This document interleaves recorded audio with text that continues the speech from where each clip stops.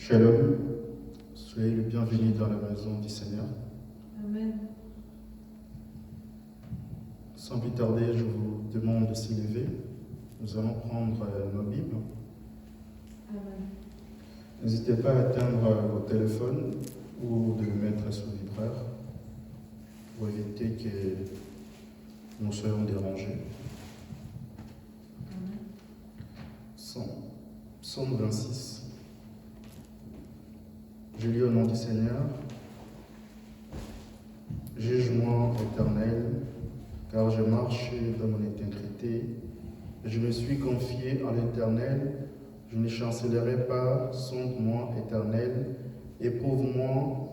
Fais passer au creuset mes reins et mon cœur, car ta bienveillance est devant mes yeux et je marche dans ta vérité. Je ne m'assieds pas avec les hommes forts. Je ne vais pas avec les gens dissimulés.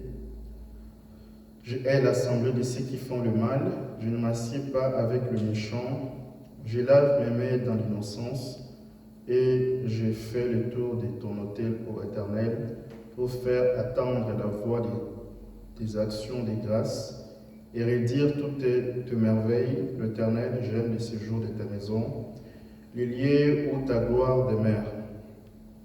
N'enlève pas mon âme avec le pécheur, ma vie avec les hommes décents, qui ont de la famille dans le même, et dont la droite est pleine de présents.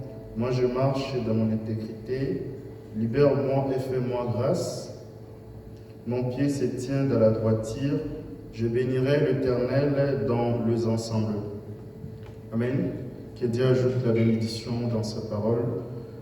Nous allons prier pour remettre le programme d'aujourd'hui entre la main du Seigneur.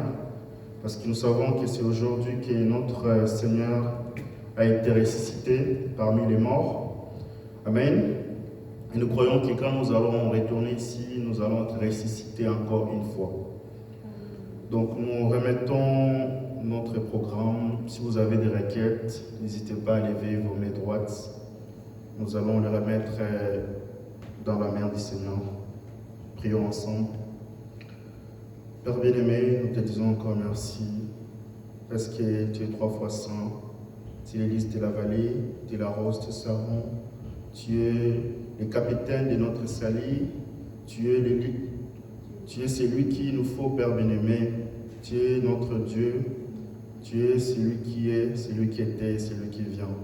Père bien-aimé, nous venons encore humblement aujourd'hui, Père, avec tes enfants, le plus petit dans ton royaume.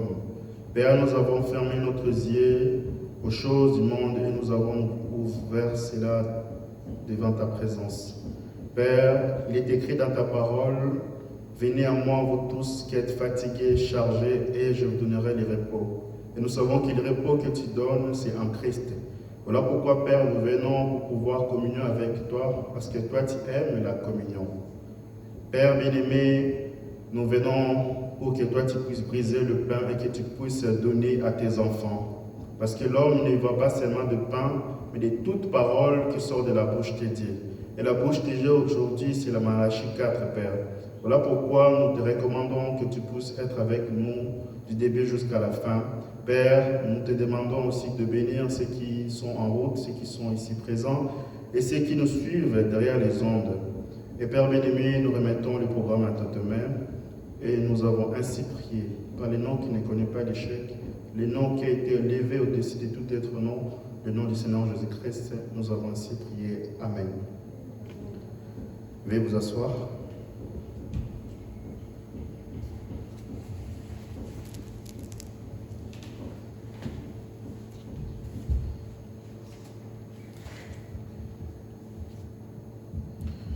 Bien avant de commencer, je vais transmettre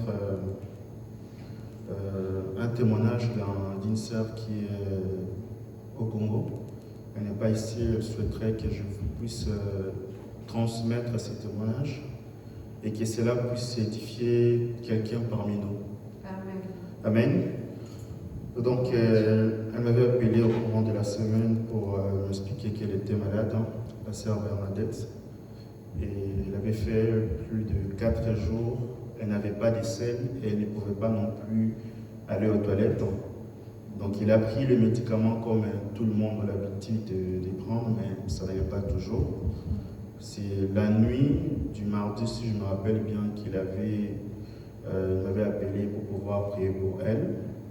Et quand nous allons prier, quand on avait prié et Dieu avait agi, une fois qu'on a fini de prier, elle est partie aux toilettes et elle a pu faire le petit besoin. Et voilà pourquoi nous rendons grâce à Dieu pour ses bienfaits. Amen. Parce que Dieu ne regarde pas la distance pour guérir ses enfants. Comme ces centeniers-là, ils disaient, Seigneur, je ne suis pas digne que tu puisses venir dans ma maison. Dis simplement ces mots et mon serviteur sera guéri. Amen. Et je crois que Dieu ne regarde pas la distance. Il suffit juste d'avoir la foi pour pouvoir croire que la parole de Dieu est vraie. Amen.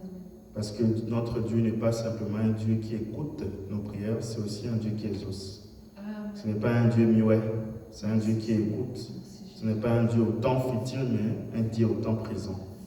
Voilà pourquoi quand nous prions, nous devons toujours mettre Dieu devant nous. Et je crois que tout homme qui a déjà rencontré Dieu face à face, sa vie n'a jamais resté le même. Amen. Quand Dieu entre dans nos vies, il transforme nos habitudes, il change nos habitudes, il enlève tout ce qui est du monde. Amen. Voilà pourquoi c'est important quand nous venons à l'église, nous ne venons pas juste chauffer les bancs, ni juste pour voir que nous portons de beaux vêtements. Ce n'est pas ça l'objectif. Mais quand nous venons à l'église, c'est pour que Dieu nous transforme. Amen. Pour que Dieu nous change, afin que nous soyons à son image, à sa ressemblance. Amen. C'est cette façon que Dieu veut que nous puissions communier. Et rappelez-vous que le prophète de Dieu dit dans la communion qu'il y a 3 choses que Dieu a laissées pour nous. La première, c'est la communion. La deuxième, c'est le lavage de pieds. La troisième, c'est le baptême d'eau. Amen. Et quand nous venons ici, nous venons remplir une de ces conditions. Amen. Donc sans plus tarder, nous allons prendre nos cantiques. Avant de prendre le cantique spécial, Amen. écoutez aussi le numéro 231 pour ceux qui ont amené leur livre de cantiques.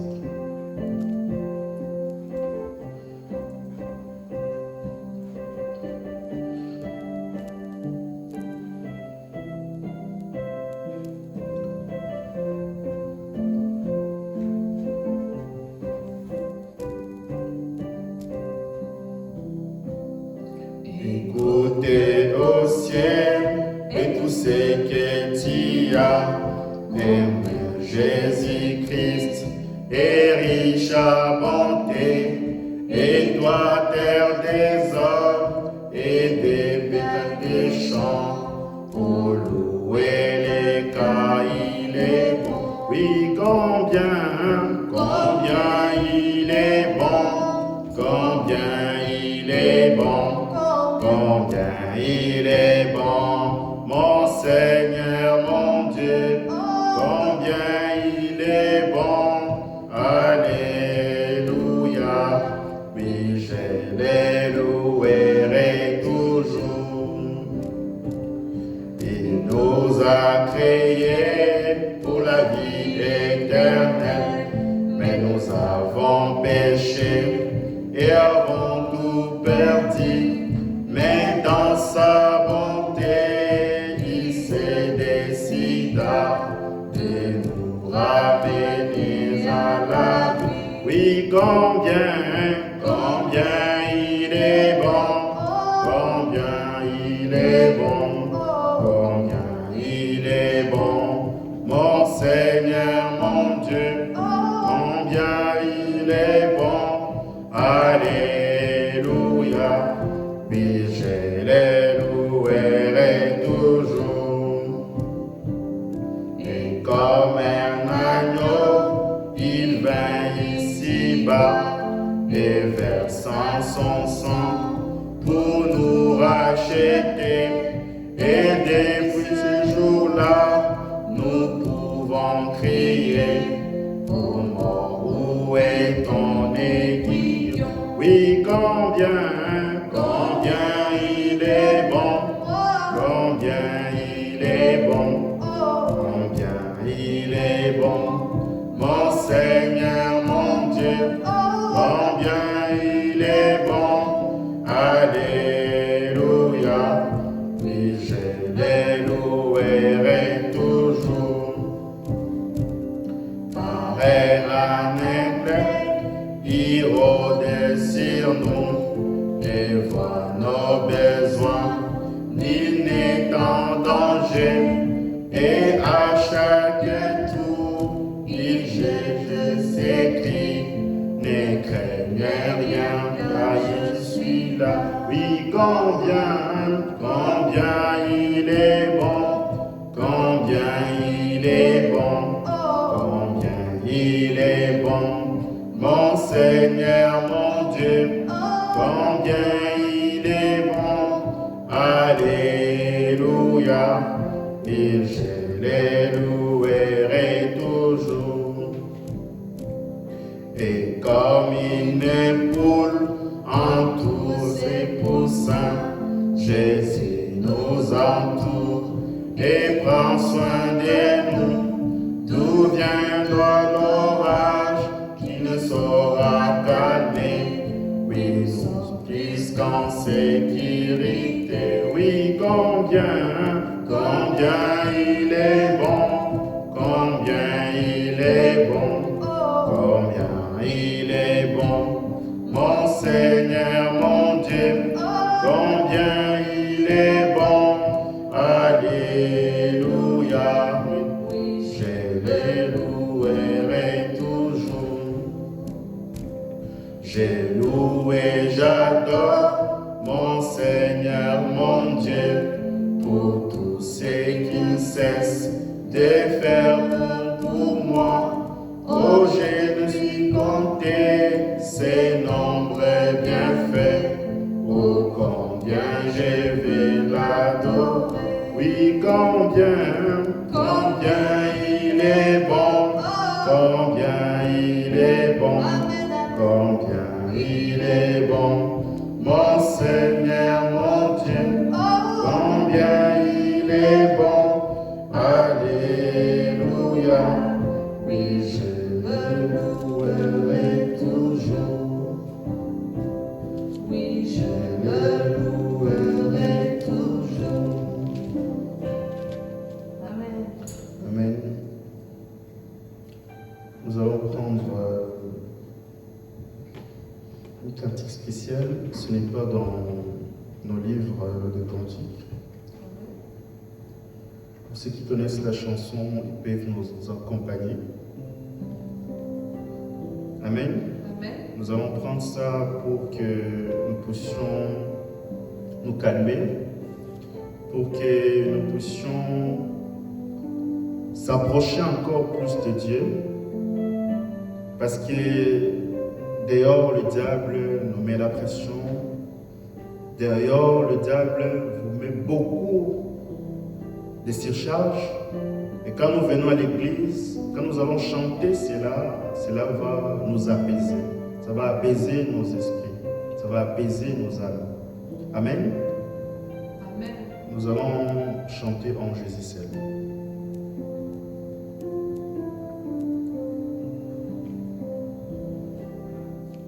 En Jésus seul,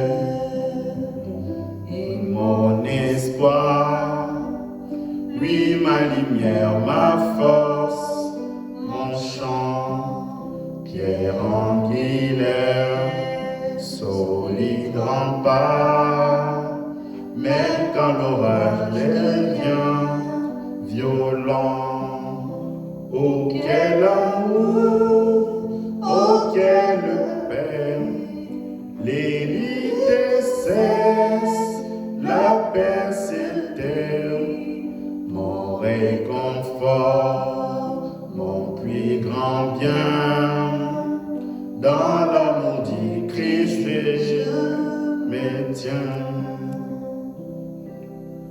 En Jésus seul, Dieu s'est fait chair, dans un enfant, oh quel mystère, c'est don d'amour, de sainteté, à y passer qu'il vint sauver, jusqu'à la croix, il s'est livré.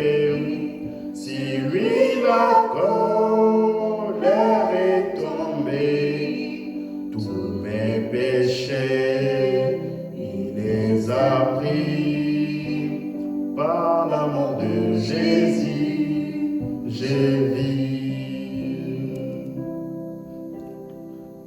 Là dans la tombe, il reposait, lumière vécue par les ténèbres. Quel jour glorieux, il apparaît, d'entre les morts il se relève, et si ma vie par sa victoire, le péché perd tout son pouvoir, il est en moi, je suis à lui, racheté par les sangs du Christ.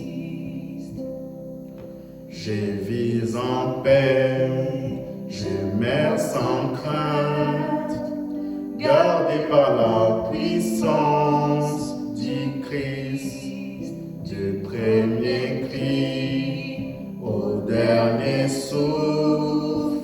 Jésus est maître de ma vie. Le blanc des hommes ou dit malin ne peuvent m'arracher de sa main, et qu'il revienne ou me rappelle par la force de Christ. Le blanc des hommes ou dit malin ne peut m'arracher de sa main, et qu'il revienne ou me rappelle par la force de Christ, je tiendrai. Amen. Amen.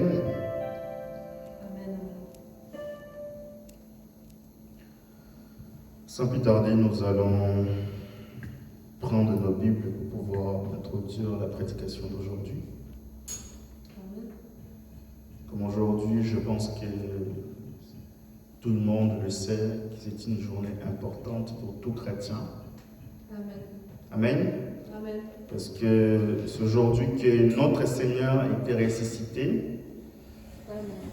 Il est venu nous remettre à notre position que nous avons avant la chute. Amen. Donc nous allons prendre nos Bibles dans le livre de Matthieu 28. Amen. Matthieu 28, verset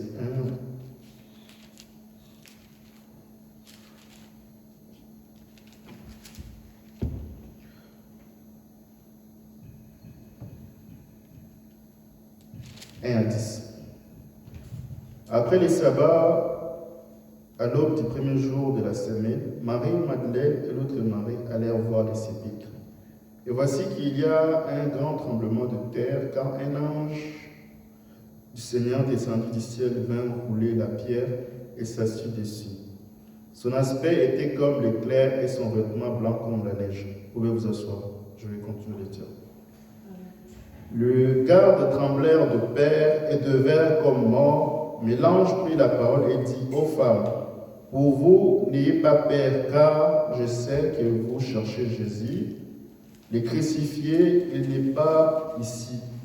En effet, il est ressuscité comme il avait dit, venez, voyez l'endroit où il était couché, et allez promptement dire à ses disciples qu'il est ressuscité des morts, il vous précède en Galilée.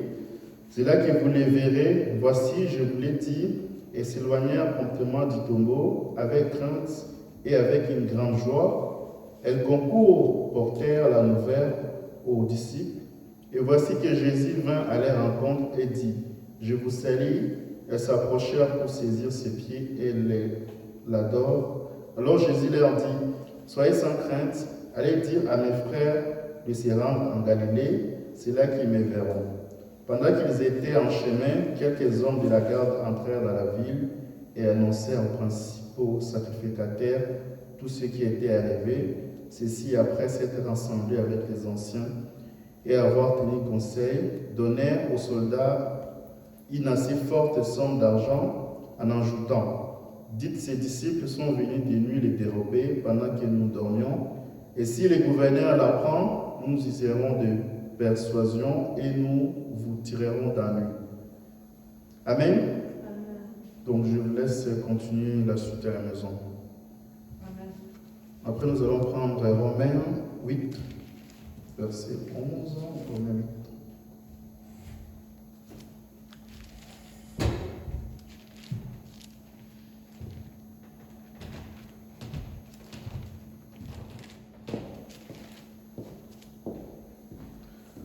Et si l'esprit de celui qui a ressuscité Jésus d'entre les morts habite en vous, celui qui a ressuscité le Christ Jésus d'entre les morts donnera aussi la vie à vos corps mortels par son esprit qui habite en vous. Amen. Et le dernier chapitre que nous allons lire, vous allez prendre Apocalypse 1, versets 17 à 18. Apocalypse 1.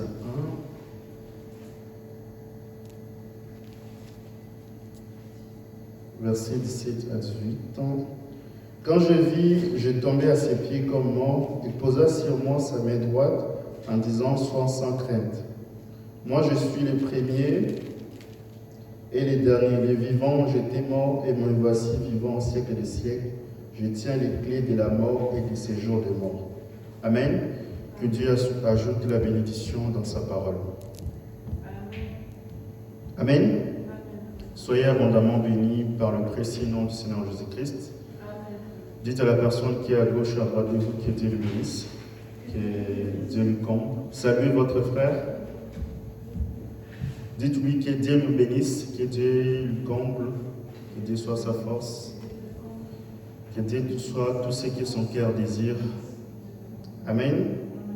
Parce que nous savons que quand nous venons devant l'Éternel, nous ne retournons pas les mains vides. Amen. Quand nous venons ici, nous allons retourner avec quelque chose de Dieu qui va nous servir dans nos vies. Et quand nous venons ici, nous devons toujours nous concentrer Parce que le diable peut venir vous distraire. Amen.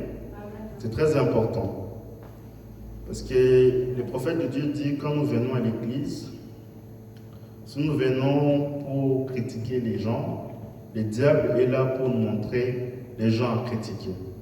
Si nous venons pour pouvoir se moquer des gens, le diable est là pour vous montrer des gens à se moquer. Mais si nous venons à l'église dans le but d'écouter Dieu nous parler, alors Dieu est là pour nous donner tout ce que notre cœur désire. Amen.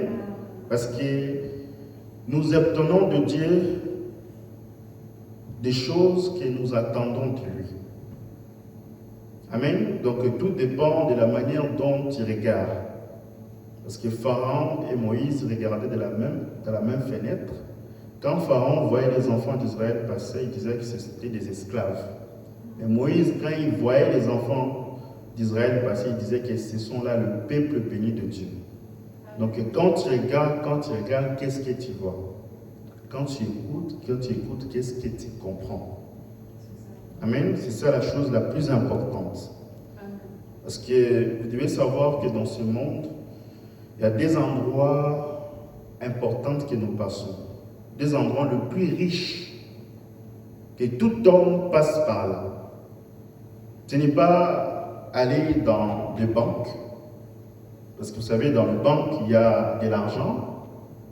Ce n'est pas non plus d'aller visiter le musée d'art moderne, non. L'endroit le plus riche que nous passons par là, c'est les hôpitaux. Parce que dans l'hôpital, nous naissons là-bas, et quand nous mourons, on amène notre corps pour aller à l'hôpital afin qu'on puisse faire de l'autopsie. Amen.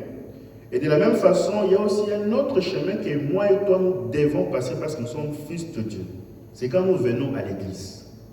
Quand nous venons à l'église, c'est pour que Dieu nous parle, pour que Dieu puisse nous donner la nouvelle licence. Amen. Et quand nous quittons l'église, nous ne quittons pas le main vide. Nous quittons avec la vie éternelle. Amen. C'est très important. Voilà pourquoi le véritable hôpital aujourd'hui, c'est la maison de Dieu. Et la maison de Dieu, ce n'est pas le bâtiment. Ce n'est pas la chair. Ce n'est pas les chaises. La maison de Dieu, c'est vous. Quand vous rencontrez Christ face à face, c'est ça qui change nos vies. C'est ça qui change notre nature. Amen. Parce qu'aujourd'hui, nous avons beaucoup de chrétiens, beaucoup de frères, beaucoup de sœurs. Quand ils viennent à l'église, ils n'ont jamais donné leur cœur à Dieu. Ce qui fait qu'ils ne peuvent pas changer. Ils sont restés le même. Depuis qu'on les a rencontrés, ils sont restés le même. Pourquoi? Parce que quand nous prêchons la parole, faites très attention. Quand vous quittez ici, observez votre attitude. Votre attitude vis-à-vis de la parole que nous prêchons reflète les sortes de semences qui habitent en vous. Amen. Parce que notre responsabilité, c'est de prêcher la parole. C'est Dieu qui viendra dans vos vies pour faire croître cela. Mais comment? En écoutant sa propre parole. Amen. C'est très important. Parce qu'au jour du jugement, il y aura une grande surprise. Amen.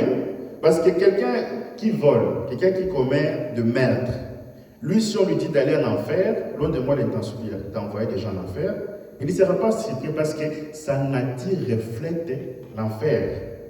Mais les gens qui seront plus surpris, ce sont nous. Des gens qui s'appellent chrétiens, mais ils ne sont pas. Donc vous allez venir tous les jours à l'église. Vous allez chanter pour Dieu, mais à la fin, quand vous allez vous retrouver devant le Seigneur, votre nom n'est pas comme Daniel dit.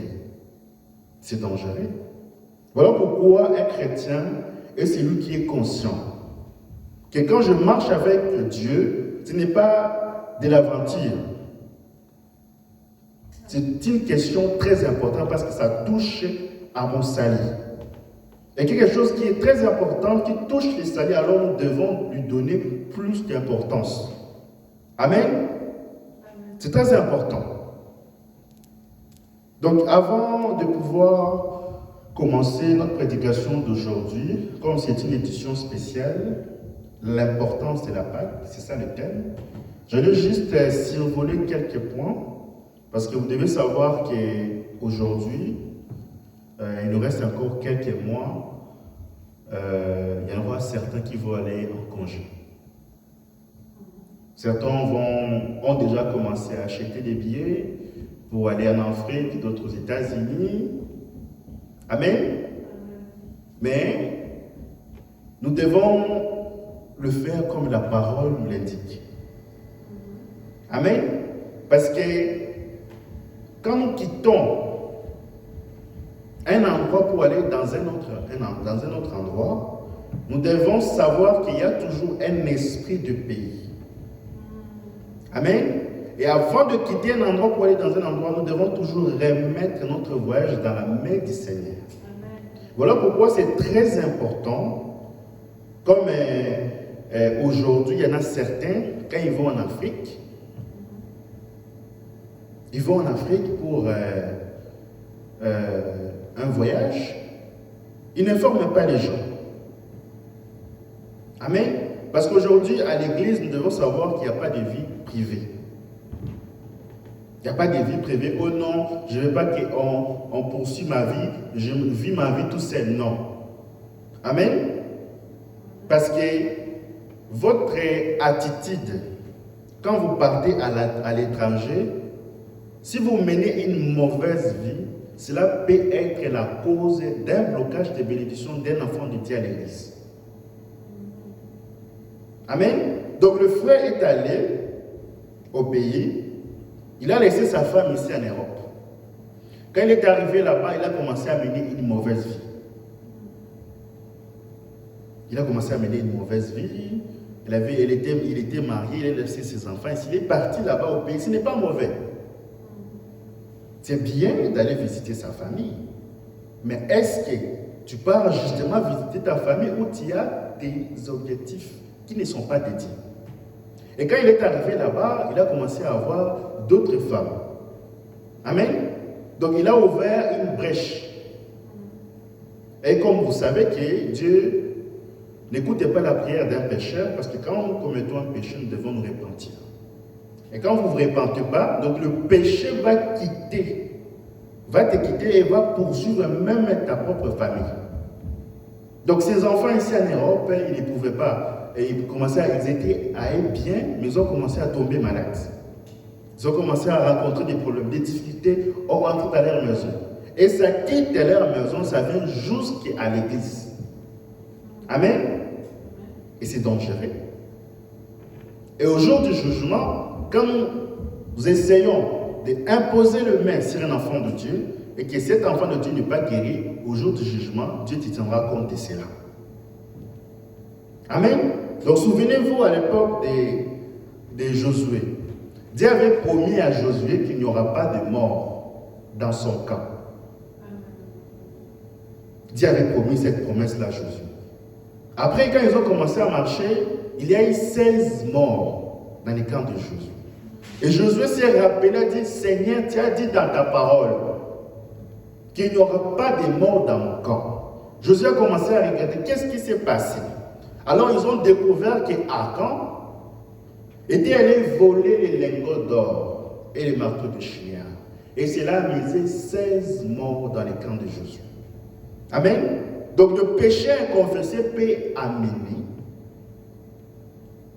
un blocage de bénédiction des enfants de Dieu à l'église. Amen. Voilà pourquoi c'est très important de laisser Dieu entrer dans nos vies. Ne dites pas que non, je veux vivre ma vie tout seul. Non. Parce qu'une brebis veut toujours qu'on puisse le conduire. Ce sont des boucs qui ne veulent pas. Amen. Amen. C'est très important. Parce que dans ce monde, il y a des lois. Si vous êtes un biologiste, pour pouvoir marcher avec un biologiste, pour pouvoir comprendre la biologie, il faut respecter les principes biologiques. Si vous voulez marcher avec la science, il y a des principes scientifiques que nous devons respecter. Et de la même façon, si nous devons marcher avec Dieu, il y a des principes bibliques que nous devons respecter. Amen. Ce n'est pas un code d'éthique ou un livre de règles qu'on va commencer à vous dire, faites ceci. Non. C'est Dieu justement qui vient dans ta vie, qui vit lui-même sa propre parole. On ne va pas prendre le Saint-Esprit ou un soldat commencer à placer à côté de vous pour vous sauver. Non, le Saint-Esprit fera l'affaire. Il vous conduira en toute justice. Amen. Oh non, on est trop sévère, on n'est pas sévère. L'amour de Dieu est correctif. L'amour est correctif. Nous devons aimer la correction. Parce qu'on dit toujours que Dieu est bon. Le prophète de Dieu dit, il n'y a pas de bonté sans justice. Amen. Pour que Dieu soit juste, il doit être bon. Et Dieu paie tes projets dans la mesure où tu lui laisses tes projets, te protéger. Amen. C'est très important. Donc, avant de commencer notre prédication, je vais vous donner des conseils quand nous partons en vacances. Je sais qu'il y en a certains qui réservent des hôtels, etc. D'autres déjà, ils ont des familles à l'étranger, ils vont aller être hébergés chez eux. C'est très bien. Amen. Donc quand vous réservez des hôtels, il faut d'abord premièrement faire des recherches. Vous faites des recherches pour savoir quels sont les avis par rapport à cet hôtel. Quels sont les commentaires que les gens ont écrits par rapport à cela. Ensuite, en fonction de cela, maintenant, vous choisissez s'il faut aller là-bas ou pas. Et quand vous arrivez là-bas, n'allez pas juste, je vais juste aller dormir sur mon lit. Non. Un chrétien est né spirituel. Amen. Donc, quand vous entrez dans un hôtel, c'est un autre monde, ce n'est pas chez vous. Parce qu'il y a beaucoup de gens qui pensent par là. Donc, la première des choses à regarder, c'est de regarder d'abord le mire, de voir qu'est-ce qu'ils ont mis dans le mire.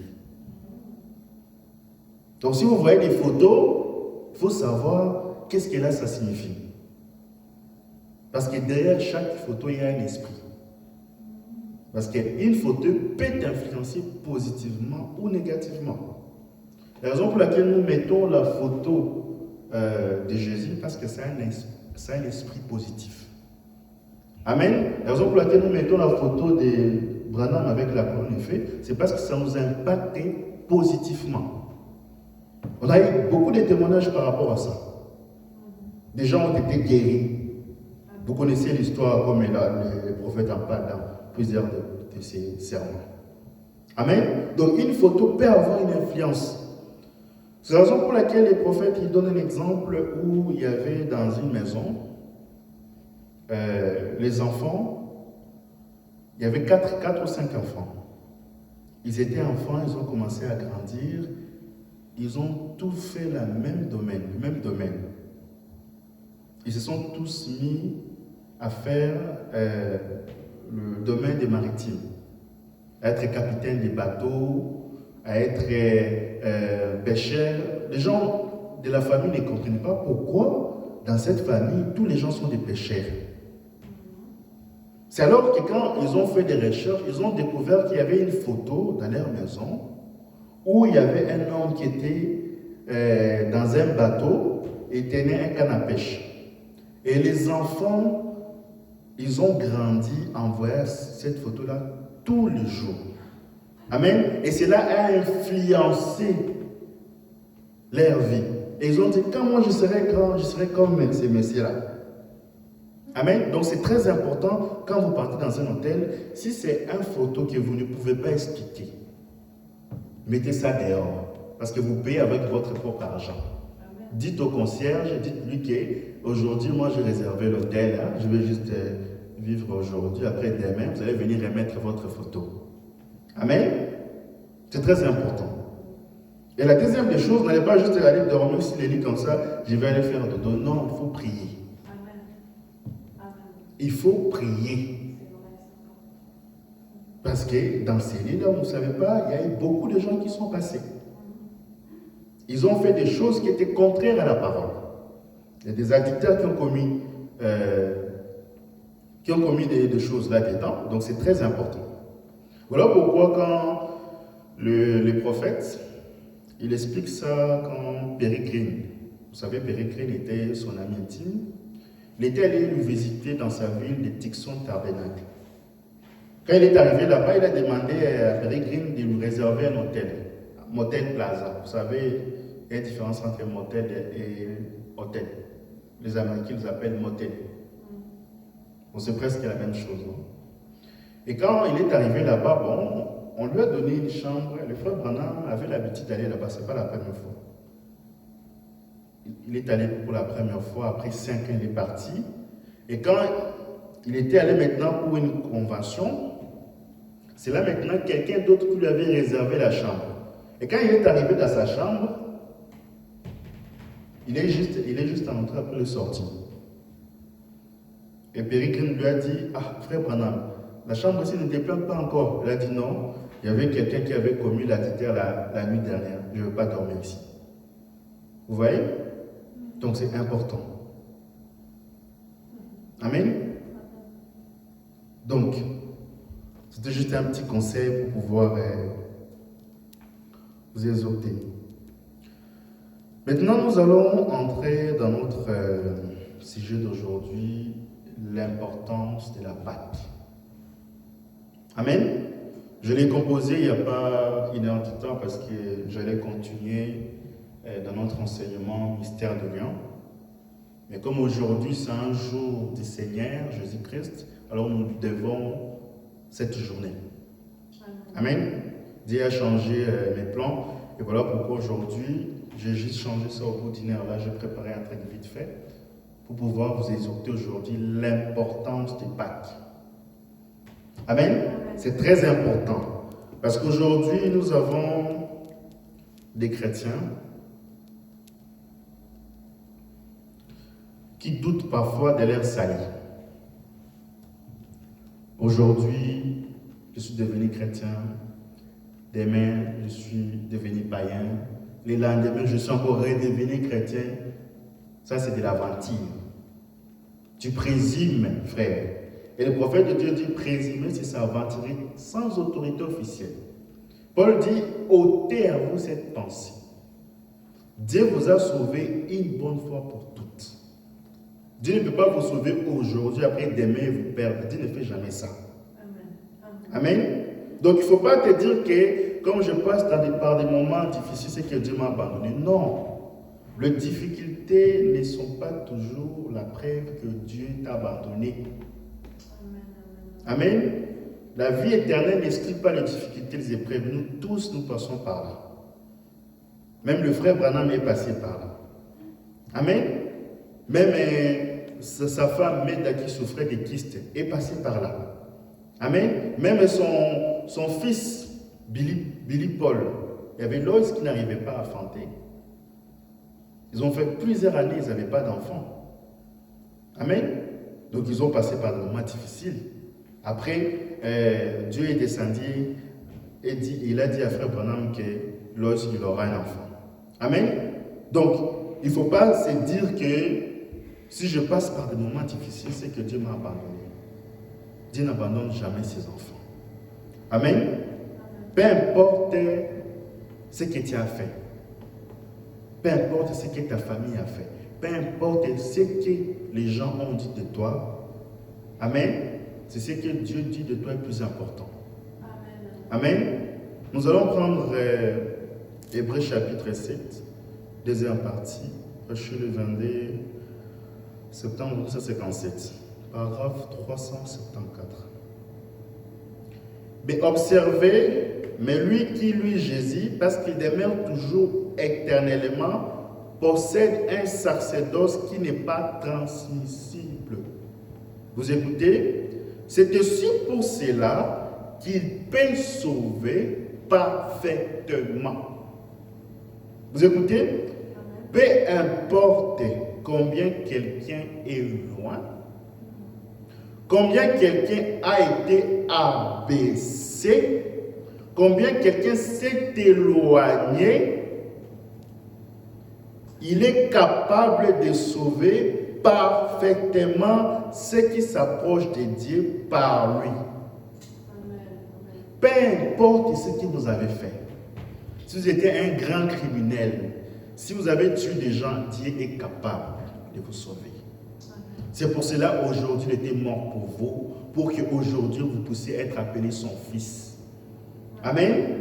Ne dites pas que non, Dieu est venu en retard dans ma vie. S'il était venu avant, je n'allais pas me comporter comme ça, je n'allais pas faire tel choix. Dieu ne vient jamais en retard. Il vient au moment qu'il faut. Le prophète nous a prêché la nourriture au temps convenable, au temps de Dieu. Amen. Ce n'est pas aujourd'hui que Dieu vous a connu. Dieu vous a connu bien avant la fondation du monde. Il vous a aimé. Et quand il vous a aimé, il vous a choisi. Quand il vous a choisi, il vous a prédestiné. Et quand il vous a prédestiné, il vous a glorifié. Amen. Et quand il vous a glorifié, il vous a justifié.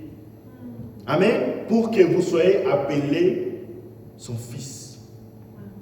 Amen. Donc ne laissez jamais que le diable puisse vous dire que vous n'êtes pas un enfant de Dieu. Ne laissez jamais ça. Amen. Parce que le prophète de Dieu dit que ce n'est pas la taille du chien qui compte dans les combats, mais c'est la combativité d'un chien qui compte. Amen. Donc le diable viendra dans ta vie pour te montrer toujours des problèmes que tu as fait. Voici, tu avais fait cela. Tu avais fait ceci. Amen. Donc il va te montrer combien tes problèmes est grand. Mais il faut lui dire que j'ai un Dieu grand. Amen. Qui est capable de me pardonner, qui est capable de me sauver. Parce que le prophète de Dieu dit ici que peu importe la manière à laquelle vous avez été abaissé, quand on vous regarde, on dit, lui là, c'est l'enfer automatique. Mais Dieu est capable de vous sauver. Amen. C'est très important. Parce qu'au pays, on avait des maisons. Vous savez, les maisons qui sont clôturées ne sont pas clôturées comme des maisons ici.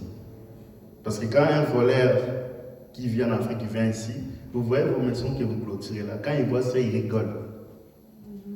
Parce qu'il dit que pour entrer dans votre maison, il suffit juste que je fasse comme ça. Il fait juste un pas, il saute, il entre. Mais au pays, ce n'est pas comme ça. On construit des murs tellement longs, comme des murailles de Chine. Amen. Et on écrit dans la clôture, chien méchant. Quand un voleur voit un chien méchant, il ne va pas venir. Amen. Mais il était arrivé un jour qu'un voleur était venu voler à la maison. C'est un exemple. Hein? Il a monté, il a sauté la clôture, il est entré, il a commencé à voler. Bon, il s'apprêtait maintenant à sortir. Il y avait maintenant un chien qui était là. Dès que le petit chien a fait wouh, wouh, wouh, le voleur a fui. Mais il fallait voir la taille des chiens. Vous savez les chihuahuas, c'était la même espèce. Un petit chien a fait fuir un grand voleur. C'est étrange. Amen. Donc le voleur, il a fui, il a abandonné tout ce qu'il avait volé. Il a fui. Dès qu'il a écouté juste le chien envoyé. Amen. Donc le chien n'avait pas de muscles. C'était un petit chiot d'ailleurs. Mais la combativité était en lui. Amen. Donc c'est ce qui fait qu'aujourd'hui, un chrétien, il ne faut pas regarder que je suis un nouveau-né. Il ne faut pas regarder que non, je viens de croire à Christ maintenant, moi je ne suis pas spirituel, c'est les autres. Non. Amen. Tu es petit, mais tu as un Dieu grand. C'est ce qui fera la différence. Récite simplement les promesses de Dieu. Ça va faire trembler le diable. Amen. Parce que le diable, vous savez, le diable n'a pas peur que nous puissions citer des citations. Il n'a pas peur que nous puissions lire la Bible. On peut réciter comme on veut. Mais la chose qui fait trembler le diable, c'est la vie de Christ en vous. Amen. Quand il t'observe ta vie, il dit que celui-là, c'est un fils de Dieu. C'est ce qui fait trembler le diable. Même quand vous partez voir vos familles, votre vie, la manière dont vous vivez, la manière dont vous vous comportez, devient un reproche pour vos familles. Vous allez voir que quand vous partez visiter les gens à la maison, chez vos familles ou bien vos entourages, ils vous détestent pour rien. Tu n'as rien fait. Toi, tu es là joyeux, content, mais ta vie C'est un reproche pour les incrédules. Amen. Voilà pourquoi les ténèbres et la lumière ne peuvent pas cohabiter. Parce que quand ils vont regarder ta vie, ils disent que non, la sœur là, le frère là, quand on regarde la parole, on voit qu'il est en ordre. Mais moi, je ne suis pas en ordre. Et ça les énerve. Et quand ils voient comme ça les énerve au point même, ils peuvent même t'empoisonner. Parce que ta vie devient un tonnerre pour les autres. Ta vie devient une reproche, un témoignage vivant. Tu n'as pas besoin de parler. Chaque chrétien qui vient dans l'église a un témoignage derrière lui. La vie de la parole. Amen. Parce que vous devenez un modèle que les gens peuvent te suivre. C'est ça un tonnerre de la vie d'un enfant de Dieu. Nous aujourd'hui, on a tout copié. On a bloqué les citations, on a retenu les sceaux, le mystère, c'est très bien, mais on n'a pas la vie de Christ. C'est dangereux. C'est ce qui manque aujourd'hui aux véritables chrétiens, la vie. Amen. Il n'y a pas la vie. Nous continuons.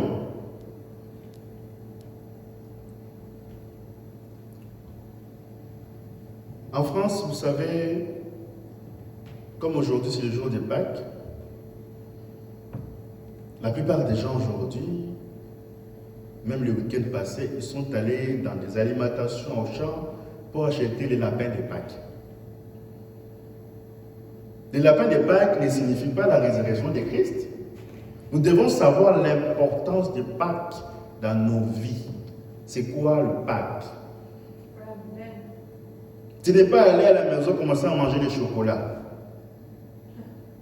Aujourd'hui, c'est les Pâques. D'autres trouvent même l'occasion pour s'amuser. Et pourtant, c'est une journée très importante. Amen. Voilà pourquoi, même parmi nous, à l'église, quand le Seigneur Jésus-Christ était mort, il était enseveli, parce qu'on nous a prêché ça. En mourant, il nous a aimés, enseveli, il nous apporta nos péchés au loin. Quand le Seigneur Jésus-Christ était mort, il est venu nous apporter tout ce que nous avons perdu. Amen. Solution à nos problèmes, la guérison, tout, il nous a apporté. À l'église, par contre, nous avons des gens qui pleurent. Il pleure pour ses problèmes à la maison, il entre dans sa chambre, il commence à pleurer. Au travail, il pleure. Des frères, hein, des grandes personnes qui pleurent. Mais Dieu les a donné la réponse à leur prière. Parce que nous ne combattons pas pour la victoire, mais nous sommes dans la victoire. Dieu t'a donné la bouche pour parler. Il faut parler. Amen. Il faut réclamer. C'est ton droit. C'est un père. On nous a enseigné les devoirs des parents envers leurs enfants. Amen. Quand Dieu t'adopte de l'adoption, tu deviens un fils adopté. Tu as le même droit que Dieu. Amen. Amen. C'est très important ce que nous disons. Amen. Même les Mahométans, et quand ils prient leur Dieu, c'est un Dieu mort. Amen. Quand ils ont des malades, ils ont toujours l'habitude d'aller à l'hôpital. Mais notre Dieu est capable. Quelqu'un qui est malade, on l'amène ici, on va prier pour lui et Dieu va descendre pour honorer sa propre parole. Amen. Parce que nous ne prions pas un Dieu de mort, mais un Dieu vivant. Amen. Amen. On ne prie pas un Dieu historique. Oh, c'est de l'histoire. Je ne suis pas un historien, je suis un prédicateur. Amen. Nous prions au temps présent. Amen. Nous allons prendre une histoire qui s'est passée. Parce qu'aujourd'hui, nous avons beaucoup de gens qui ont honte de témoigner pour le Seigneur Jésus-Christ. Il y a beaucoup qui ont honte. Dès que tu le rencontres en chemin et tu es une chrétienne, oh non, ils ne veulent même pas qu'on puisse savoir que c'est un chrétien. Ils ne veulent pas. Au travail, c'est des gens qui restent des miettes. Amen. On va prendre cette histoire. Une jeune fille qui est allée à l'étranger. Prédication à l'amour. paragraphe 21. Je pense que certains connaissent déjà l'histoire. Il y a quelques temps, une petite histoire m'a été racontée sur une mère. Une jeune fille avait été à l'université. Vous écoutez? Et sur son chemin de retour, elle ramenait à la maison avec elle une autre jeune fille. Laissez écouter. Les frères, prêtez les oreilles. Et la jeune fille était l'une de ces petites effrontées modernes, comme nous les appelons. Vous savez, juste une petite querelleuse. Alors sa mère était allée l'accueillir, et alors quand la jeune fille a regardé tout autour et a vu la maman, la jeune fille qui était avec elle a dit, « Qui est cette vieille top ?» En effet, elle était couverte de cicatrices. Et la jeune fille qui était allée à l'étranger eut honte de dire que c'est sa mère. À cause de sa petite amie prétentieuse qui avait dit qu'elle avait l'air d'une vieille top. Alors quand ils ont finalement quitté les trains, eh bien, la maman a couru vers la fille et a dit, « Oh chérie, je suis très content de te voir. » Et la jeune fille a tourné le dos. Et ça n'est en allé parce qu'elle avait honte de sa mère qui paraissait laide aux yeux en présence de sa petite amie de l'université. Vous écoutez? Et il s'est fait que le machiniste qui se tenait là connaissait l'histoire. Écoutez-moi très bien ici. Il a attrapé cette jeune fille et l'a fait revenir. Il a dit, Marie, qu'est-ce qui te fait agir comme cela? Qu'est-ce qui t'est arrivé depuis que tu es partie à l'étranger? Il a dit à la jeune fille qui était avec elle, il a dit, sans doute que tu vois sa mère laide. Alors cette mère a traversé ces flammes du feu. Une belle femme, elle a traversé les flammes de feu, elle a saisi l'enfant et l'a retiré de son corps, ses habits, il y a enveloppé le visage de l'enfant. Elle est retournée en courant à travers ces flammes de feu et c'est cela qui l'a rendue laide, ça a déchiré la chair de son visage. C'est ce qu'elles sont. Elle était toute recourbée, le feu l'a recroquevillée. Il a dit, c'est la raison pour laquelle tu es jolie, c'est pourquoi elle est devenue laide, afin que tu deviennes jolie, et alors tu as honte d'elle. Posons-nous cette question-là aujourd'hui. Combien de gens aujourd'hui ont honte de témoigner de ce que Dieu a fait dans leur vie? Combien? Posez-vous une question si vous avez déjà parlé de Christ à quelqu'un. Parce que c'est notre responsabilité à tous. Amen. Parce que nous n'avons pas honte de parler de Dieu. Amen. Nous n'avons pas honte de témoigner des grandeurs de Dieu. Parce que Dieu a tant aimé le monde et il a donné son Fils unique. Il n'avait pas de fils, juste un seul Fils. Pour que moi et toi nous soyons sauvés. Amen. Pour que moi et toi nous puissions avoir la foi. Pour que moi et toi aujourd'hui nous puissions avoir la guérison, la solution à nos problèmes. Combien de fois avons-nous eu honte?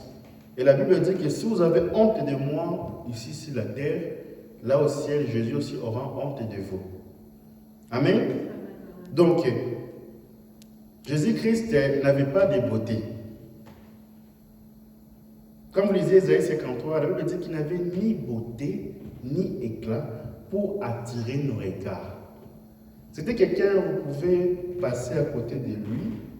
Si on ne dit pas que c'est le Seigneur Jésus-Christ, vous ne saurez jamais. Amen. Mais en lui, il pouvait dire un seul mot et cela pouvait arrêter le monde. Amen. Donc il n'avait ni beauté. Même Sarah était plus belle que lui. Parce que la Bible dit que Sarah avait un visage belle.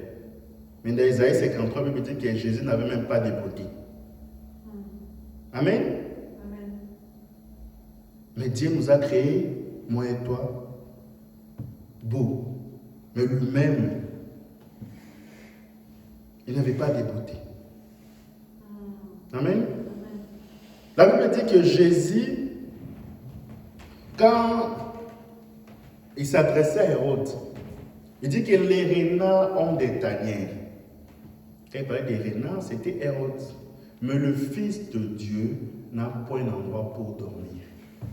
Les oiseaux du ciel ont des maisons, mais moi, le Seigneur Jésus-Christ, je n'ai pas de maison. Quel amour! Amen. Quel amour!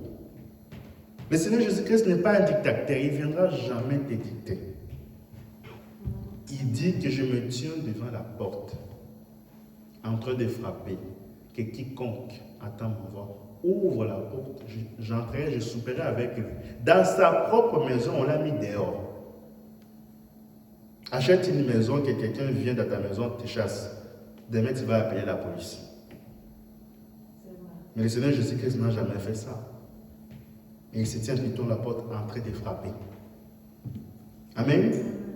Le Seigneur Jésus-Christ, c'est le seul roi. Vous ne verrez jamais dans le monde un roi comme lui. Amen. Comme la Bible dit dans Philippiens 1, il ne nous a pas regardés comme une branche arrachée. Mais il s'est dépouillé de toute sa gloire. Il s'est fait inférieur aux anges.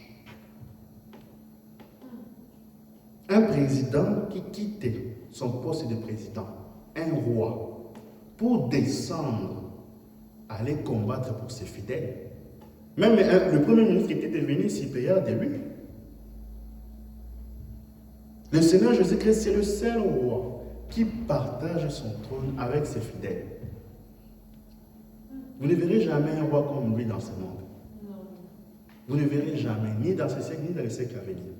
Il dit, c'est lui qui vaincra. Je le ferai asseoir, comme moi aussi je me suis assis sur le trône du Père. Amen. Donc le Seigneur Jésus-Christ, c'est le seul roi. Vous ne verrez jamais un roi comme lui. Voilà pourquoi il mérite nos louanges, il mérite nos acclamations, il mérite nos cris de joie. Amen. C'est très important ce que nous disons. Nous allons maintenant prendre la prédication, aller dire à mes disciples. Prêcher le 17 avril 1960, paragraphe 98. Et le matin de Pâques, il a vaincu la tombe. Pourquoi? Il a respecté les règles de Dieu en allant vers le message. Il est allé, va, Dieu l'a envoyé et il avait un message à leur dire. Et avec le message que Dieu lui a donné, il a vaincu la puissance de Satan. Il a vaincu la maladie. Il a vaincu la mort. Il a vaincu l'enfer. Il a vaincu la tombe. Pourquoi? Il est allé dire, j'ai fait toujours ce que mon Père me montre que je dois faire. Je ne fais rien d'autre que ce qu'il me dit de faire. Amen.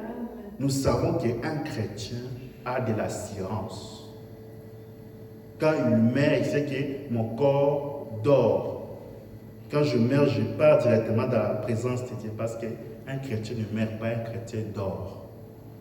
Amen. Ce sont les païens qui meurent. Et la mort, le prophète dit, c'est une séparation éternelle. Voilà pourquoi je vous ai dit, quand vous partez dans un deuil, d'un chrétien et d'un païen ne plaira pas de la même façon. Parce que si vous partez dans la mort d'un païen, il faut vraiment pleurer. Parce qu'après, vous n'allez pas vous retrouver. Mais un chrétien, vous savez que c'est juste un changement d'adresse. Ils nous ont juste précédés. On va se retrouver dans la gloire. Amen. C'est très important. Donc maintenant, avant de commencer, nous allons maintenant différencier. Qu'est-ce qui s'est passé quand Jésus était mort? Amen. Quand Jésus était mort, nous savons que Jésus n'était pas venu se balader dans ce monde, il avait un objectif. L'objectif en question, c'était moi et toi. Voilà pourquoi il est mort sur la croix, pour que nous puissions être sauvés. Parce que Dieu n'avait pas envoyé son Fils pour condamner ce monde, mais pour que le monde soit sauvé par lui. Amen. Maintenant, quand nous mourrons, dans l'ancien temps, il y avait un endroit qu'on appelait paradis.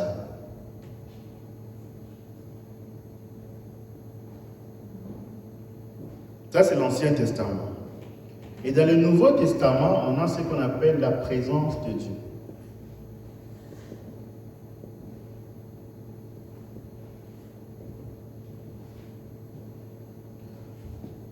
Dans l'ancien temps, le paradis, ce n'est pas ce que Google vous dit.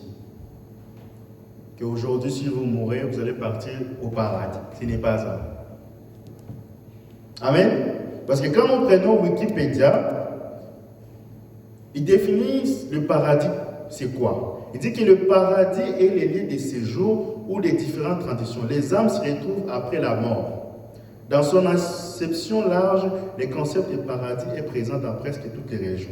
Dans le christianisme, le paradis est aussi appelé jardin d'Éden et représente souvent le lieu final où les humains seront récompensés. Vous écoutez l'interprétation de Wikipédia. Amen. Donc vous allez voir que ce que Wikipédia dit et ce que la Bible dit, ce n'est pas la même chose. Parce qu'il y a un pasteur là, je pense qu'en Amérique latine, il avait une révélation en 2017. L'un de moi est en sollicité son nom. Il de se moquer de lui. Amen. Il a dit qu'il a une révélation. Si vous voulez aller au paradis, il vend des terrains. 1 mètre, c'est à $100, 100 €. Donc, si tu veux aller au paradis, tu amènes ton argent, tu le payes, tu achètes ton terrain. Quand tu vas mourir, tu vas aller habiter là-bas. Amen. Donc, pour lui, c'est ça le paradis. Or, le paradis dont il parle et ce que la Bible parle, ce n'est pas la même chose.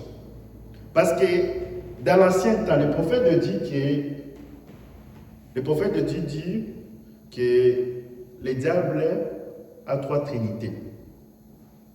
Vous savez la trinité de Satan. Il dit que la trinité de Satan, c'est à 3. La première des choses, c'est la tombe. Donc, Dieu devait vaincre la tombe. La deuxième des choses, c'est le séjour des morts et la mort elle-même. Quand Jésus était mort, il avait vaincu la tombe. Amen. Ensuite, il devait aller au séjour des morts pour prêcher aux âmes qui étaient en prison. Or, le séjour des morts, c'est ce qu'on appelle le paradis. Je vais expliquer.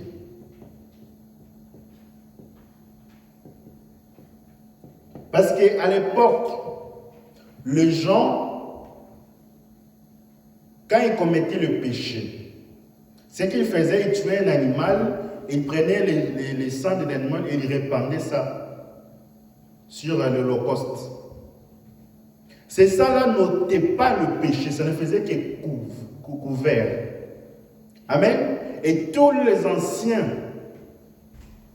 tous les gens qui sont morts dans l'Ancien Testament, ils étaient allés dans le séjour des morts. Que ce soit Enoch, Moïse et tous les gens que vous connaissez, ils étaient tous allés dans le séjour des morts. Parce que quand Saoul, lorsqu'il était allé chez la magicienne d'Endor pour invoquer l'esprit de Samuel, Samuel était mort. Mais il était allé pour que cette magicienne invoque l'esprit de Samuel. Donc le diable avait encore la clé pour ouvrir les enfants de Dieu. Amen. Et quand Saoul était allé voir la machine d'Endor, c'était pour invoquer cet esprit-là. Amen. Donc tous les anciens, tous les gens qui sont morts dans l'Ancien Testament étaient dans le séjour des morts. Amen.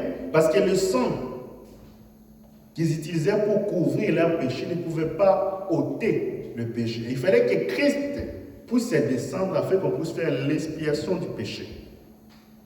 Amen. Donc,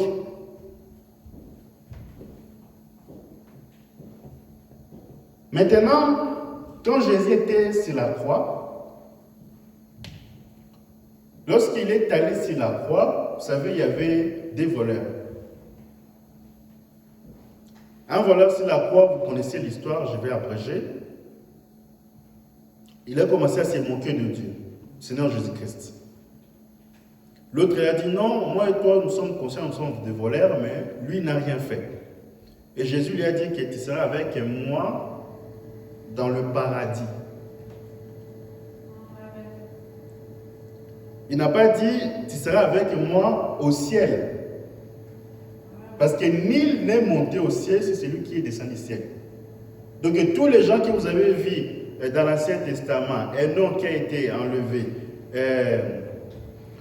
tous les anciens que vous avez vus dans les Anciens Testaments qui ont été enlevés, Élie, Enoch, ils étaient tous dans le séjour des morts. Et le Seigneur Jésus-Christ, quand il est allé maintenant dans les séjours des morts, c'était pour ravir la clé que le diable possédait. Et qu'est-ce qu'il a fait? Lorsqu'il est allé, il n'était pas allé tout seul. Il était allé avec le voleur dans le séjour des morts. Parce que quand il a dit que tu seras avec moi dans les séjours des morts, donc il a pris les voleurs, il est allé avec lui là-bas et il les a encore prêchés 3 jours. Amen.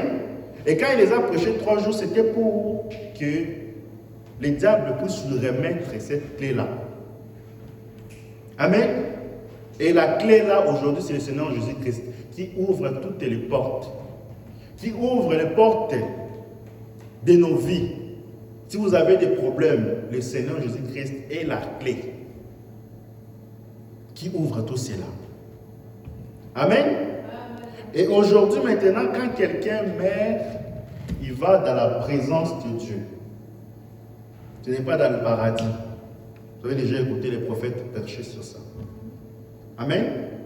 Donc quand quelqu'un meurt, parce que nous savons que nous mourrons à l'âge de 21 ans, parce que quand nous serons de l'autre côté, on aura tous le même âge. Il n'y aura pas maman, il n'y aura pas papa, nous tous, toi et ton père, vous avez le même âge. Toi et ta mère, vous avez le même âge. Amen.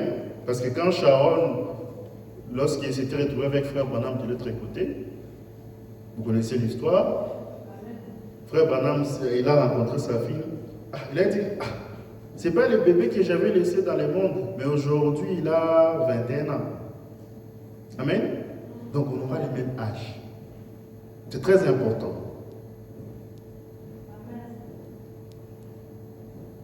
Maintenant, quand Jésus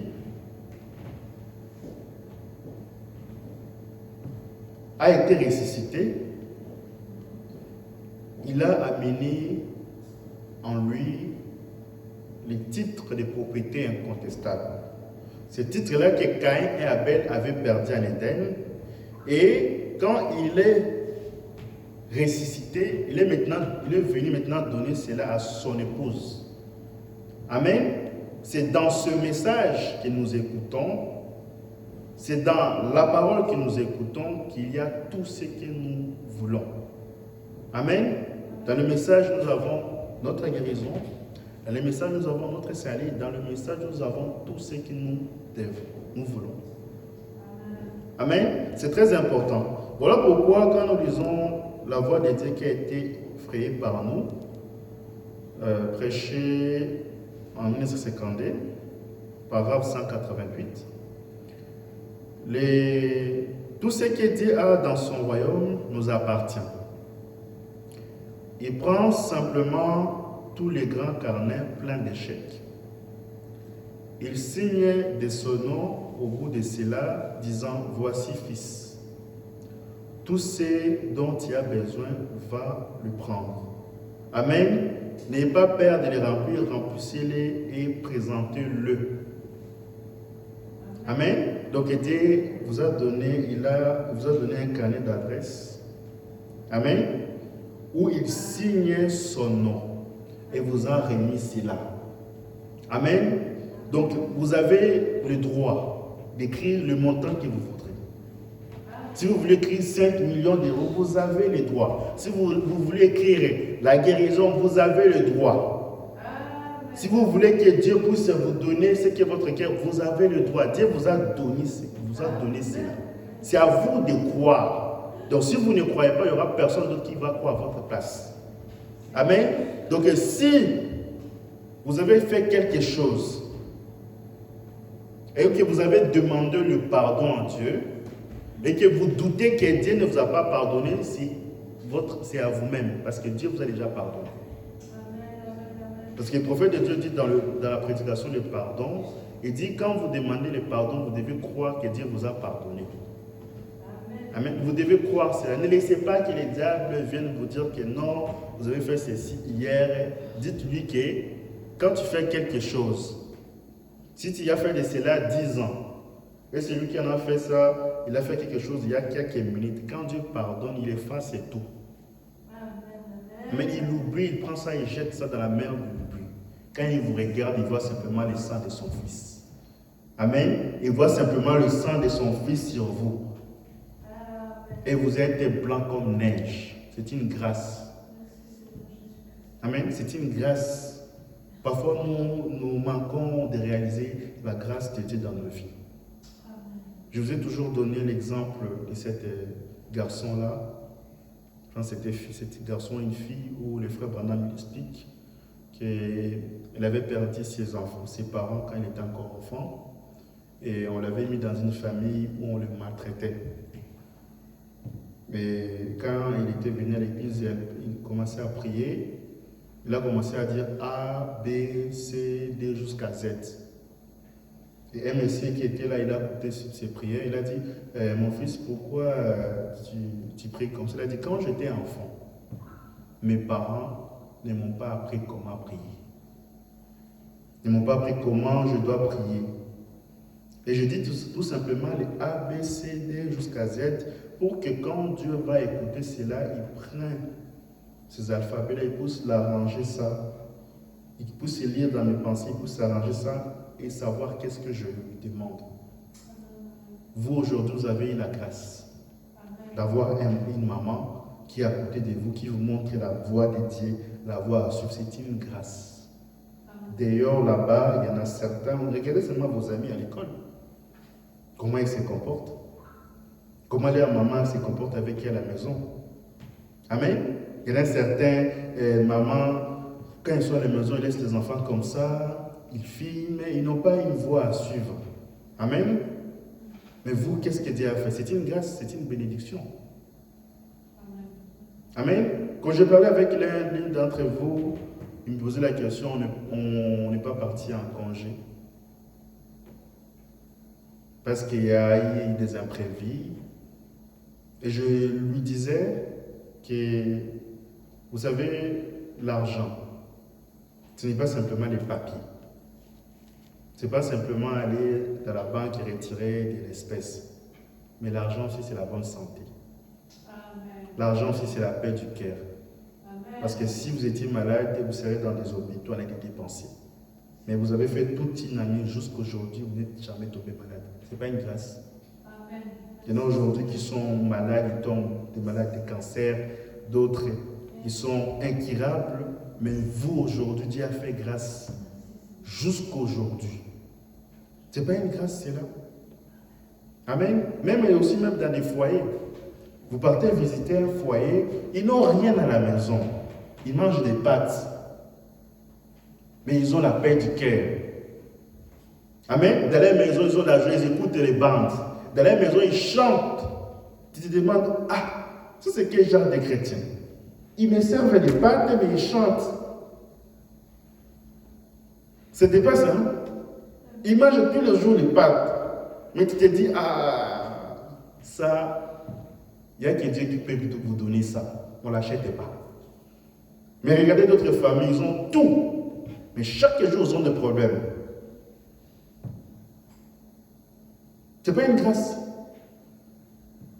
Et la grâce est grâce pour celui qui le reconnaît comme grâce. Nous devons reconnaître ce que Dieu fait dans nos vies. Même dans de petites choses.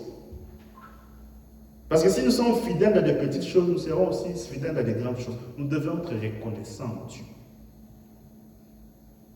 Quand la Bible dit que tout ce qui concourt, toute chose concourt au bien de ce qui aime Dieu. Le prophète de Dieu dit que la bonne interprétation, c'est toute chose concourt au bien de ce que Dieu aime. Amen. Quand Dieu t'aime, l'amour que Dieu a envers toi, c'est inconditionnel. Nous, quand nous aimons Dieu, c'est toujours par profit. Nous venons à l'église, nous attendons toujours que Dieu nous donne quelque chose. Notre amour envers Dieu, c'est toujours avec un intérêt. Vérifiez chacun de nous quand il vient à l'église, l'amour qu'il a pour Dieu, est-ce que c'est correct? Il y a toujours une demande qui est parmi nous, il y a toujours une demande. Ce n'est pas mauvais de demander, c'est bien. Mais nous aimons Dieu même quand il ne nous bénit pas. Même quand nous ne sommes pas dans l'abondance, notre amour envers Dieu est conditionnel. Amen. Notre amour ne dépend pas que si aujourd'hui Dieu m'a béni, je vais commencer à aller à l'église, c'est parce que Dieu m'a béni. Non. Notre amour, quand tout va bien, nous aimons Dieu. Quand tout va mal, nous aimons Dieu. Amen. Parce que l'amour de Christ, l'amour que Dieu a pour nous, dépasse tout ce qu'un homme pourra vous aimer. Amen. Vous pouvez manquer tout à la maison. Vous pouvez manquer de maisons, vous pouvez manquer de voitures, mais ne manquez jamais une chose, Christ dans vos maisons. C'est ça la véritable richesse qu'aujourd'hui nous n'avons pas. Je veux toujours dire qu'il y a une différence entre être erré avec Dieu et être erré sans Dieu. Il y a une différence. Parce qu'aujourd'hui, nous avons beaucoup de gens, quand ils travaillent, ils gagnent des choses, ils gagnent de l'argent à la maison, ils travaillent, ils paient leurs factures, c'est très bien. Et ils vont dire que non, nous allons bien. Qu'est-ce qu'on va aller faire à l'église? Nous avons tout. C'est ça les Laodicéens. Mais c'est dangereux parce qu'il faut savoir que l'amour, si tu as un amour, si tu as un bonheur dans ta maison qui est autre que la parole, c'est que l'amour que tu as n'est pas de Dieu, ça vient du diable. Parce qu'on ne peut pas être erré dans ce monde sans avoir Dieu, c'est impossible. C'est impossible. Oubliez tout ce que vous dites que oh non, je vais rester dans mon cœur, je vais être. L'amour là est faux, ça vient du diable. C'est impossible d'être ressenti, c'est impossible. Surtout dans les temps où nous vivons, les choses sont tellement difficiles. Où on n'a plus le feu. Amen. Même à l'église, nous avons des gens, quand un frère est béni, l'autre frère, il sent de l'amertume dans son cœur. Il est gêné parce que le frère est béni. Des gens qui ont des cœurs qui ne sont pas convertis. Mais ils viennent à l'église et tous les jours, mais ils n'ont jamais changé la vie. Amen. Voilà pourquoi quand je parlais avec un ami à Paris, lorsqu'il m'expliquait que l'État lui avait donné 10 ans pour ses papiers, il marchait avec un frère, tout allait bien, mais le jour où on lui a donné le papier, il a appelé le même frère, il a décroché au téléphone, il a juste dit 3 mois après, il a coupé le téléphone. Quand il a annoncé la nouvelle que non, j'ai obtenu mes papiers, comme lui n'avait pas obtenu les papiers, dès qu'il a dit la nouvelle, au lieu de se réjouir des biens de son frère, dès qu'il a juste dit ça, après il a coupé le téléphone.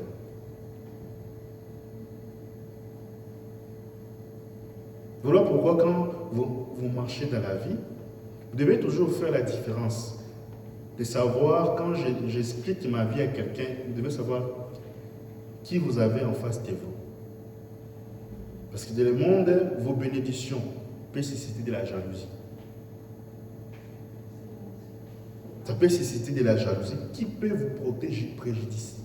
Voilà pourquoi, quand je l'expliquais, je lui ai donné l'exemple de Caïn et Abel. Caïn et Abel, si Caïn avait tué Abel, c'est parce qu'Abel et Caïn, lorsqu'ils ont offert les sacrifices, ils ont offert les sacrifices à côté. Ils étaient proches. Parce que quand Dieu descendit pour honorer les sacrifices d'Abel, Caïn était là. Il a vu comment Dieu a honoré ses sacrifices. Et la jalousie a monté dans son cœur. Maintenant, si Abel était allé dans une autre ville pour faire l'Holocauste, mais Abel n'allait pas mourir. Voilà pourquoi quand vous êtes dans la vie, vous devez toujours discerner. Parce qu'aujourd'hui, nous avons beaucoup de gens, dès que Dieu l'a béni, il va sur les statuts, il publie, j'ai acheté une voiture, j'ai acheté une maison. Des enfantillages. Je ne dis pas que vous ne devez pas prier, c'est bien.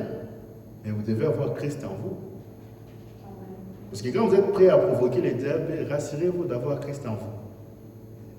Parce que quand il va venir, il va vous frapper. S'il ne trouve rien, il ne trouve pas la vie de Christ en vous, alors, mon frère, cela n'engage que vous. Amen. C'est très important ce que nous disons. Nous allons nous lever, que Dieu vous bénisse. On n'a pas pu finir, mais je crois que le paix que je vous ai donné, cela vous a servi. Amen. Nous allons prier. Si vous avez des requêtes, n'hésitez pas à lever le main.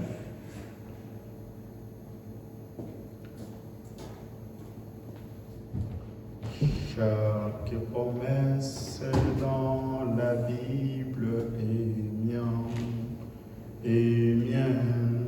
Chaque chapitre, chaque verset, chaque livre. Oui, je crois en son amour divin.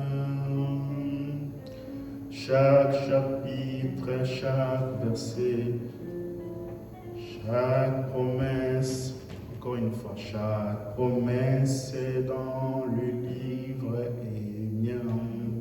est mienne. Chaque chapitre, chaque verset, chaque livre. Oui, je crois en son amour divin. Chaque chapitre, chaque verset. Amen. Si vous avez des requêtes, n'hésitez pas à lever votre main droite pour que nous puissions remettre cela dans la main du Seigneur Jésus-Christ. Et je vous recommande alors aussi de prier là où vous êtes et de prier en ayant un cœur sincère, avec de bonnes intentions, parce que Dieu n'écoute pas la prière d'un insensé. Amen. Prions ensemble. Père bien-aimé, nous te disons encore merci parce que nous nous atteignons encore aujourd'hui, cet après-midi de Pâques, parce que tu nous as encore parlé, tu nous as encore donné ta parole et nous croyons que c'est aujourd'hui que tu as été ressuscité parmi les morts. Voilà pourquoi tout ce qui était mort en nous aujourd'hui, cela a été ressuscité. Sinon, nous avons perdu la joie de vivre, Père, nous te demandons que tu puisses nous donner. Père, si nous avons perdu la soif d'écouter ta parole, nous te demandons que tu puisses encore nous redonner ta soif, Père, pour que nous nous rapprochions encore plus près de toi. Voilà pourquoi, Père, je viens avec tes enfants, que toi, tu connais leur cœur, tu connais leurs besoins, tu connais leurs désirs, que tu puisses sonder leur cœur et que tu puisses donner à chacun ce que son cœur désire. Voilà pourquoi la Bible dit, fais de l'Éternel ton délice et il te donnera tout ce que ton cœur désire. Voilà pourquoi nous croyons que cette parole s'applique aussi à tes enfants, parce que toi, tu n'es pas un homme pour mentir, Père. Tu n'es pas un fils de l'homme pour se repentir. Toi, quand tu parles et quand tu dis quelque chose, tu es obligé de tenir ta promesse. Et voilà pourquoi nous croyons que tu as béni tes enfants, Père bien-aimé. Et je crois de tout mon cœur que quand nous allons sortir, nous n'allons pas sortir comme nous sommes venus, mais nous allons sortir avec une de tes paroles. Et que cela puisse nous servir. Et que cela puisse prendre la vie dans nos attitudes, dans notre manière de marcher. Et que cela peut nous servir dans nos vies. Et nous croyons que tu as déjà béni tes enfants et que tu as déjà donné la réponse à leurs prières, parce que nous ne croyons pas à un Dieu historique, mais nous croyons à un Dieu au temps présent qui répond aux besoins de leurs enfants. Et nous remettons notre étoile entre tes mains. Nous avons ainsi prié dans le parfait nom du Seigneur Jésus-Christ. Nous avons ainsi prié. Amen. Amen. Que Dieu vous bénisse.